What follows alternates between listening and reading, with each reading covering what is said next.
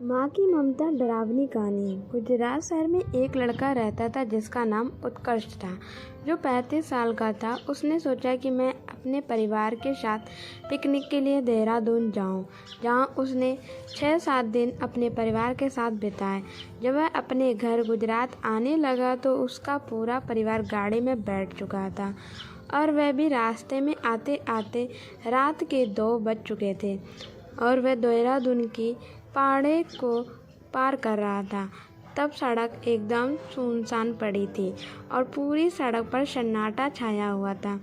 अचानक उत्कर्ष की गाड़ी के आगे एक औरत दिखाई दी, जिसके काले घने लंबे बाल और सफ़ेद रंग की साड़ी पहनी हुई थी, और वह दूर से ही हाथ हिलाकर गाड़ी को रोकने का इशारा कर रही थी।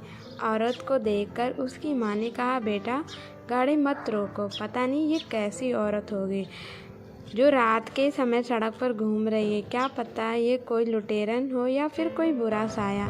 तब तक गाड़ी उस औरत के पास में पहुंच गई और ज़ोर ज़ोर से गाड़ी का दरवाज़ा पीटने लगी। उसको देखकर ऐसा लग रहा था कि मानो या बहुत मुसीबत में फंसी हो। उत्कर्ष की माँ ने बोला, गाड़ी का दरवाज़ा मत खोलो।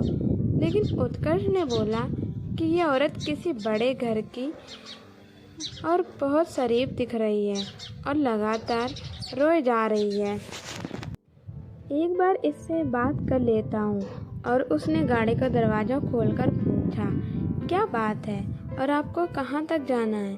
आप क्यों रो रही हो?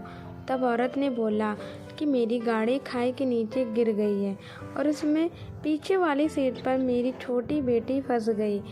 कृपया आप मेरी मदद करो। इतना सुनकर उत्कर्ष खाई की तरफ दौड़ा और उसके पीछे उसका पूरा परिवार भी दौड़ा।